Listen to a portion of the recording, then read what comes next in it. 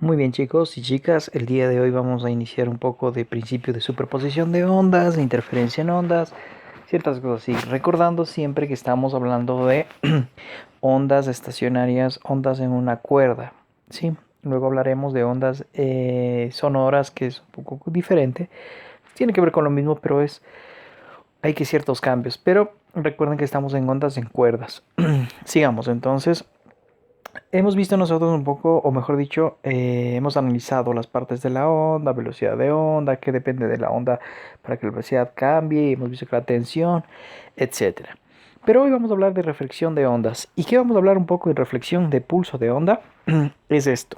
Imaginen que yo tengo una cuerda tensionada, pero sujeta en dos cosas diferentes, es decir, en un punto fijo y en un punto que se mueve, es decir, en un anillo. Por ejemplo, la cuerda está sujeta en un anillo, en una varilla, y ese anillo sube y baja, sube y baja. Esto es un punto extremo libre, se lo llama. ¿Qué pasa entonces cuando está sujeta en un punto fijo? ¿Qué pasa aquí? Lo que hacemos es nosotros damos un impulso, esa onda viaja de un lugar a otro, de toda la cuerda, y lo que hace es, ella lo que va de un lugar a otro, lo que hace es llegar hacia el extremo que está fijo, que está sujeto, la cuerda del extremo fijo, rebota, como se puede ver aquí, ¿sí? Llega hasta este punto, viaja, rebota, ejerce una fuerza sobre la pared, ¿sí? Y la pared ejerce una reacción hacia la cuerda y la cuerda regresa por el lado contrario, es decir, regresa con una onda invertida, y esto se le llama el impulso incidente, la onda que llega, y el impulso reflejado o reflejado, mejor dicho, que es invertido, siempre y cuando tengamos un punto fijo, es decir, que la cuerda esté sujeta en un punto fijo al otro lado. Yo doy el impulso, es decir, emito una onda, boto una onda, por decirlo así, la onda esta viaja, choca contra la pared y regresa, pero por el lado contrario, es decir, por abajo. Sí, esto es importante para después entender los nodos y todo esto que vimos en laboratorio, o que veremos, mejor dicho, en laboratorio. Muy bien, sigamos entonces. La onda reflejada, cuando tenemos un extremo libre, lo que hace es incidir con el extremo reflejado, y lo que quiero que vean es cómo le sube a ese anillo, esa cosa, lo que seamos, que es el extremo libre, lo sube conforme la onda tenga el movimiento, ¿sí? Entonces, lo que hace es que esa varilla hace que regrese la onda cuando cae otra vez este anillo. La onda retorna o regresa por la cuerda, pero con la misma, eh, eh, ¿cómo se podría decir? Con el mismo movimiento hacia arriba, si lo ven. Entonces quiero que vean esta onda. Tiene el mismo patrón, ¿sí? Lo que no pasaba con el punto fijo. Como ven, regresa invertido el patrón. Aquí regresamos con el mismo patrón, ¿sí? Esto es un poco, y quiero entrar un poquito con esto para entender por lo que viene. Entonces, ¿qué es esto? Es reflexión de un pulso de onda. Hay dos clases de reflexión. Cuando hay un punto fijo y cuando hay un punto libre. Cuando el punto fijo retorna con un patrón diferente, es decir, por abajo, con un patrón invertido. Pero en un punto libre lo que hace es que, como el punto libre se mueve, ¿sí? La onda, cuando es emitida, retorna por el mismo patrón, con el mismo patrón, pero con dirección opuesta. Muy bien, sigamos. Entonces, ¿qué tenemos que ver en superposición de ondas? Aquí vamos a ver un concepto importante. Dice, cuando dos o más trenes de ondas existen simultáneamente en el mismo medio, cada una recorre el medio como si la otra no estuviera presente. Entonces, si bien vimos antes que nosotros teníamos un patrón de onda cuando emitíamos un impulso de onda, es decir, solo una onda, y esta onda viajaba a lo largo de la cuerda, chocaba contra la pared o el punto fijo o el punto libre y regresaba. Pero ¿qué pasa cuando yo emito muchos pulsos de onda? Es decir, muto una onda tras otra, una onda tras otra. ¿Qué pasa? Es lo que dice, cuando dos o más trenes de ondas, es decir, que hago esto. Emito una onda, pero ya, perdón, a ver, emito una onda tras otra. Si bien antes, si bien antes teníamos esto, una onda viajando de un lugar a otro. Ahora lo que nos dice es que tenemos esto, una onda tras otra tras otra. ¿Qué pasa con este punto fijo? ¿Regresará? ¿Cómo regresará? Entonces dice que regresa, que sigue su movimiento como que si las otras no estuvieran presentes. Entonces eso es lo que tenemos que analizar ahora. Y es el principio para la superposición de ondas. ¿Cuál es otro principio de superposición de ondas? Dice cuando dos o más ondas existen simultáneamente en el mismo medio. El desplazamiento resultante de cualquier punto o en cualquier instante es la suma algebraica de los desplazamientos de onda. Entonces tenemos que analizar esto. Esto quiero que quede importantísimo. Cuando dos o más puntos, dos o más ondas existen simultáneamente, es decir, esto, simultáneamente, en el mismo medio, el desplazamiento resultante de en cualquier punto y en cualquier instante es la suma algebraica del desplazamiento. Entonces, este es el principio para una superposición de ondas. Para entenderlo más, se conoce como interferencia. Por ejemplo, lo que dice es, ¿se acuerdan cuando decíamos del punto fijo o el punto móvil? Imaginemos que ahora tenemos el punto móvil.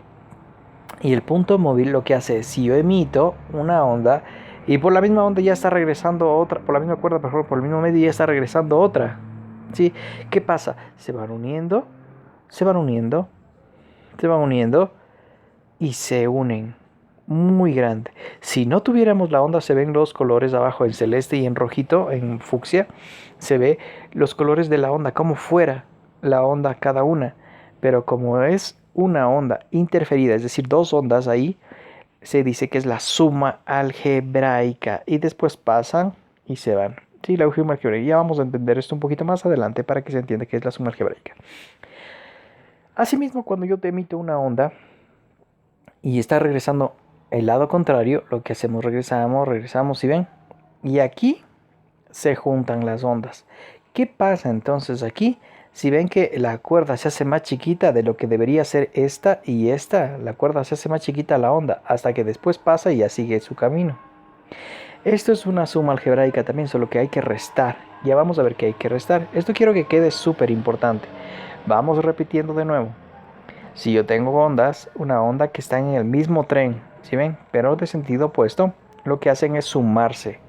Se hace más grande. Cuando dos ondas están en sentido opuesto, pero en el mismo tren, en el mismo medio, se restan. Es decir, la resultante es más pequeña. ¿Sí? Para entender un poco mejor, aquí he puesto este gráfico. ¿Cómo es la suma algebraica? Lo que entenderemos es esto muy fácilmente. Imaginen ustedes que yo tengo un medio.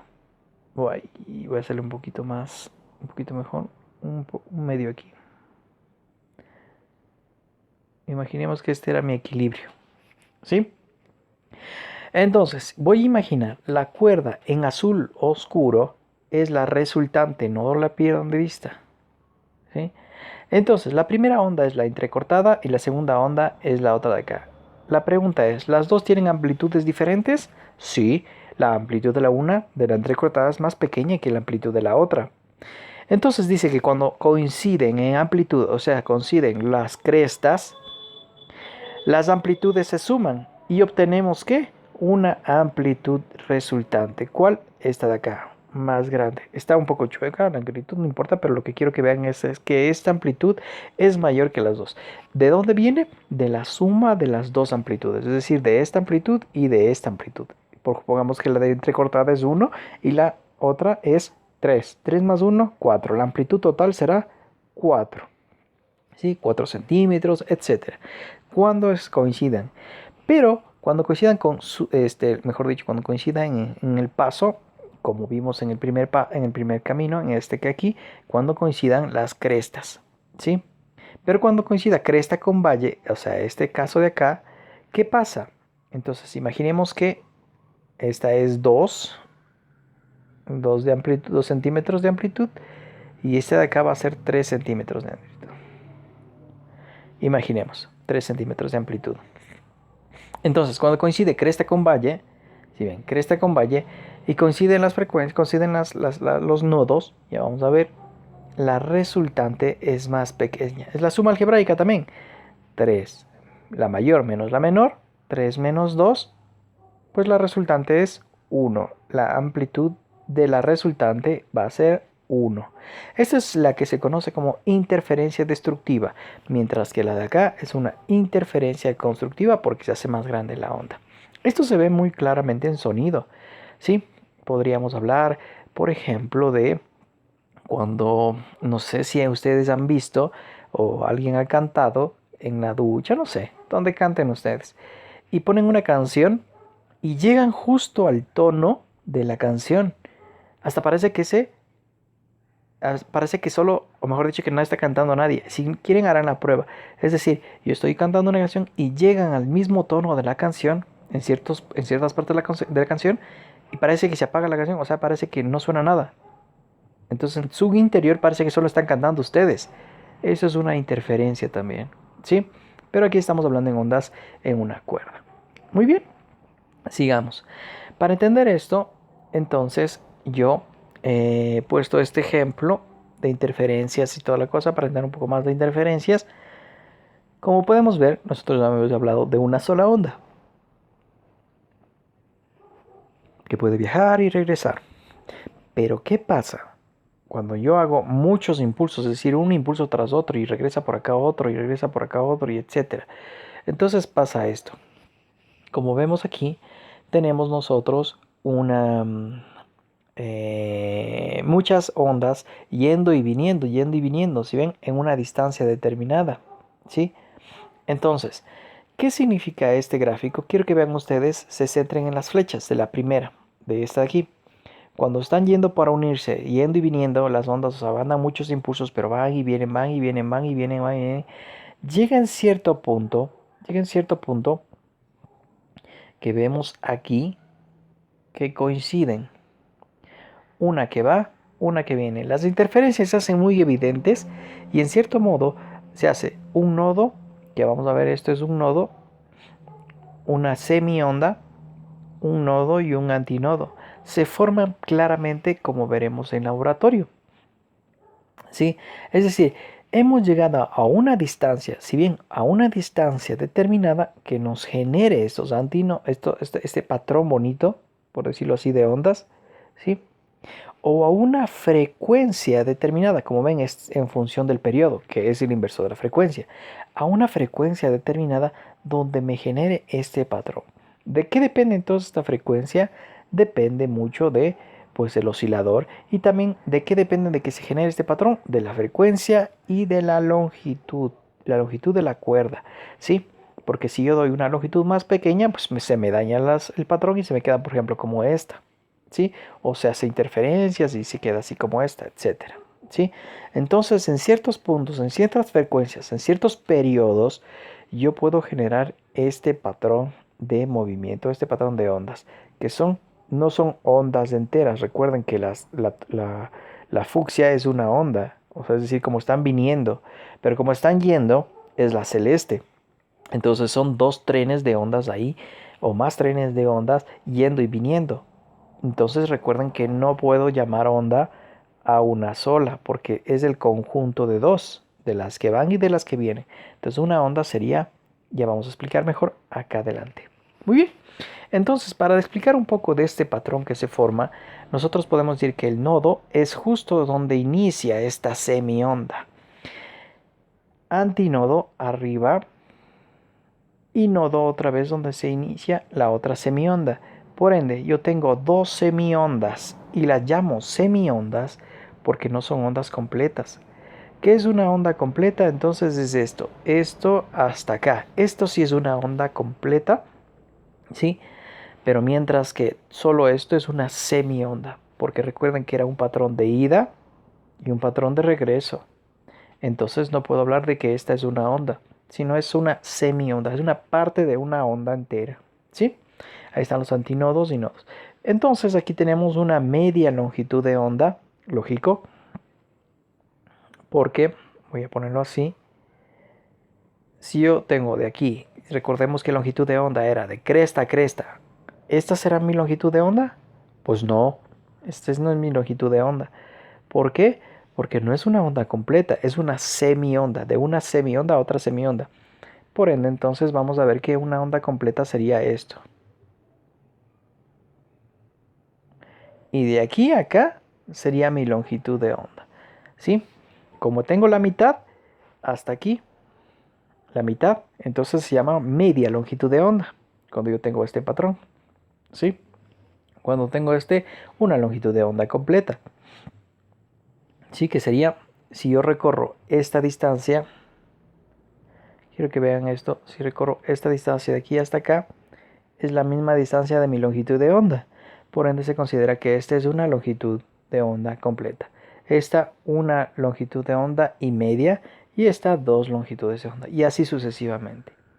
Esto se da entonces, para entenderlo más claramente, como les decía, puede darse en la misma longitud con diferentes frecuencias o en la misma longitud, digamos, o en diferentes longitudes con la misma frecuencia. ¿Qué quiere decir esto? Por ejemplo, vamos a las cuerdas de la guitarra.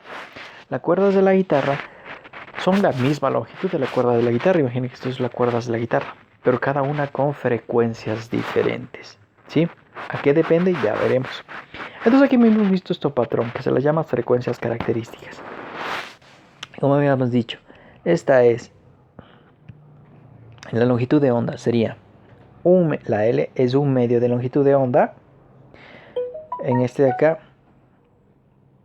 acá sería 2 medios de longitud de onda, o sea, una onda completa. Y en una longitud de onda, 3 medios de longitud de onda, 4 medios de longitud de onda. ¿Sí? Como ven, se va repitiendo este patrón.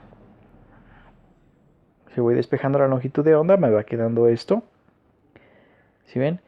Aquí ya hemos dicho media longitud de onda, 2 medios de longitud de onda, 3 medios de longitud de onda, 4 medios de longitud de onda. Y acá, despejando la longitud de onda, me queda 2L sobre 1, 2L sobre 2, 2L sobre 3, 2L sobre 4. Que es 2, 3 y 4 de acá. Como ven, me quedan las longitudes de onda son igual a 2L sobre 1, 2L sobre 2, etc. 2L sobre 1, 2L sobre 2, 2L sobre 3, 2L sobre 4 y así. Entonces yo lo puedo poner de manera general, 2L sobre N, donde N es igual a 1, 2, 3. Este es en ondas completas, en ondas en cuerdas. ¿Sí? ¿De qué dependía entonces la frecuencia? Y de las cosas estas, el patrón de estas frecuencias características, pues de la longitud, pero como ahorita estamos manteniendo longitud completa, de la frecuencia, como veremos acá. Y por eso lo llamamos nosotros la frecuencia fundamental, el segundo armónico o primer sobretono, el tercer armónico o segundo sobretono, el cuarto armónico o tercer sobretono. ¿Sí? Sigamos. Entonces, ya cuando yo tengo, recordemos esta ecuación, que es lambda es igual a 2L sobre N, lambda es igual a 2L sobre N, yo puedo decir que mi velocidad es igual a frecuencia por lambda y puedo despejar mi frecuencia. ¿Qué quedaría? Velocidad por lambda, donde lambda es igual a 2L sobre N. Entonces me quedaría, perdón, acá voy a poner velocidad es igual a, me quedaría frecuencia es igual a velocidad sobre lambda, donde lambda es esto, 2L sobre N, y por eso yo pongo aquí 2L sobre N. 2L sobre N, como la N está abajo, sube. Y me queda frecuencia es igual a N por B sobre 2L. Donde N ya habíamos visto que es el primer, segundo, tercer, etc. ¿Sí?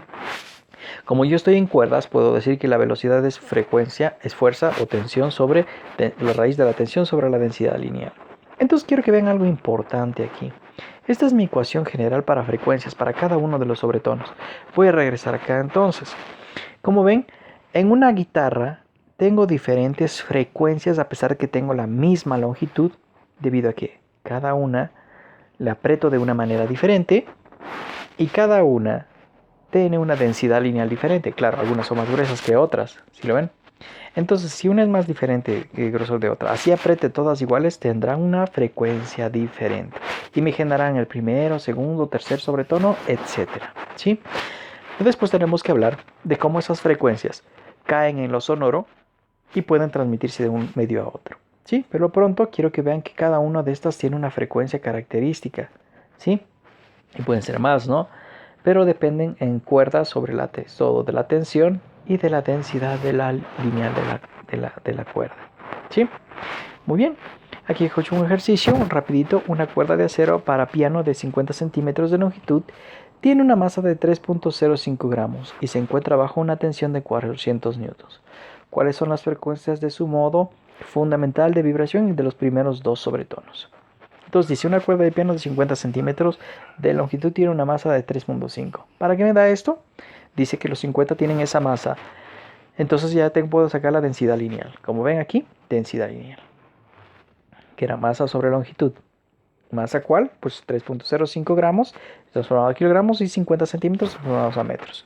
Una densidad lineal de 6.1 por 10 a la 3 kilogramos por metro. Luego dice que tienen una tensión de 400 newtons. Ya tengo mi tensión, tengo mi densidad lineal, calcular las frecuencias fundamentales y los primeros sobretonos. Frecuencia fundamental ya teníamos, voy a regresar a la ecuación, n sobre 2L raíz de f sobre mu. N, pues fundamental, 1.